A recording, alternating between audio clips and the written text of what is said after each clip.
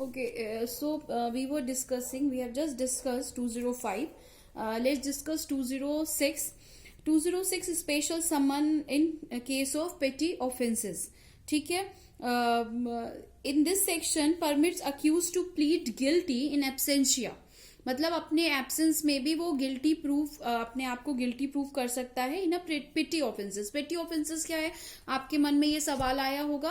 पेटी ऑफेंसेस होते हैं जिसमें जो फाइन होती है वो अप टू 1000 रुपीज ही होती है, but that does not include cases under motor vehicle act. Motor vehicle act में जो केसेस हैं वो उसमें नहीं आएंगे.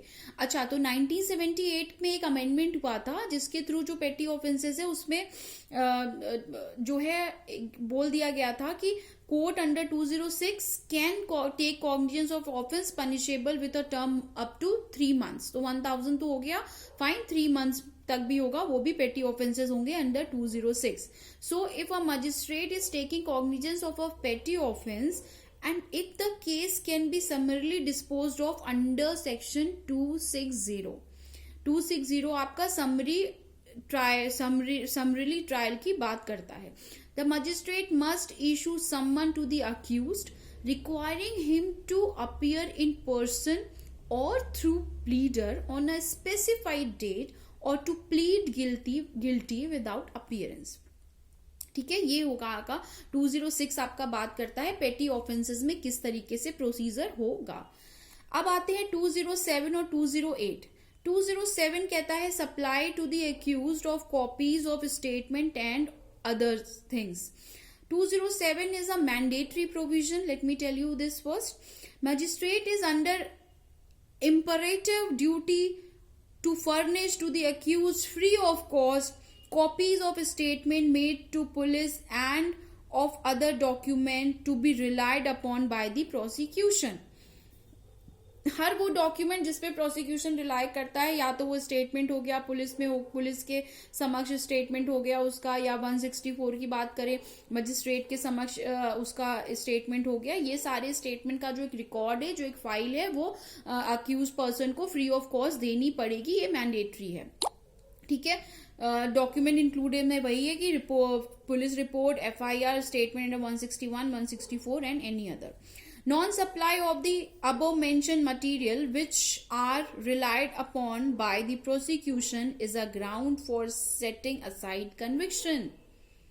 अगर आप अक्यूज को ये सारी इंफॉर्मेशन प्रोवाइड नहीं कर रहे हैं तो ये एक वैलिड ग्राउंड है. अगर आपने कन्विक्ट किया है अक्यूज को तो उसका कन्विक्शन को सेट असाइड करने का ये कहा गया था.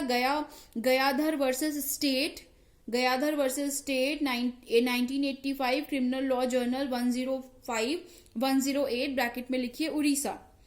208 क्या कहता है? 208 कहता है provides that in case which is initiated otherwise than on a police report, if it appears to the magistrate issuing of the process that the offence can be tried exclusively by session court, the magistrate must without any delay furnish to the accused free of cost a copy of the following documents: statement under 202 and 202, 161, 164, any document produced before the magistrate. ठीक है, वो आपको 208 में provide करना पड़ेगा.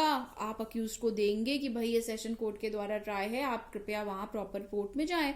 Commitment of case to court of session, ये बहुत important section है. ये है 209, जिसमें कि in cases on a police report और अदरवाइज, या पुलिस रिपोर्ट या अदरवाइज जो केसेस होते हैं, if it appears to the magistrate that the offence is exclusively triable by session court, ठीक है, he must commit the case to the court and send records of the case along with documents, article, etc.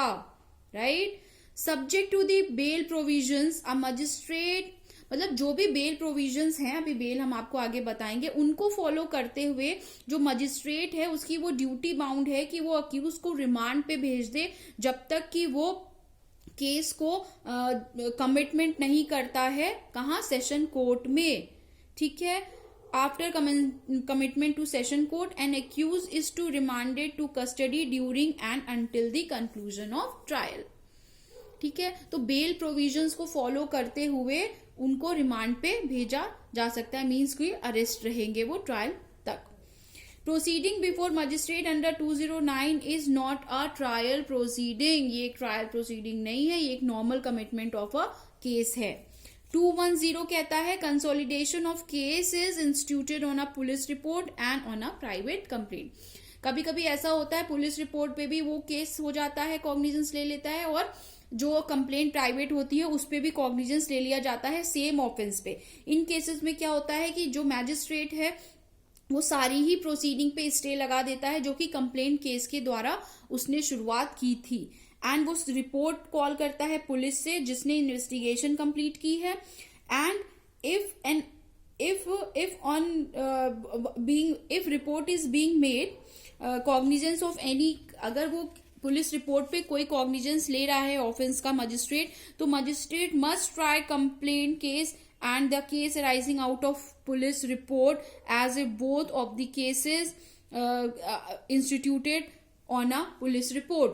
तो जो magistrate है, इसका simple language में इसको समझिए, consolidation of cases instituted on a police report and on a private complaint, की उन दोनों केसेस को वो सिमिलर वे में इन्वेस्टिगेट करेगा, और वो इन्वेस्टिगेशन और इशू ऑफ प्रोसेस का जरिया क्या होगा, वो होगा जैसे कि एक पुलिस रिपोर्ट पे पूरे कॉग्निजेंस लिए जाते हैं उस तरीके का लिया जाएगा, और सारी जो कंप्लेंट केस की जो प्रोसीडिंग है वो स्टे कर दी जाएंगी।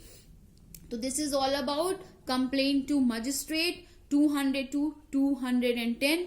इन next session we will discuss charge भी है, because charge is very important. अब केस इंस्टीट्यूट हो गया है, इंफॉर्मेशन मिल गई है, इन्वेस्टिगेशन हो गई है, कंप्लेंट भी हो गई है केसेस की, तो अब क्या होगा, चार्ज होगा।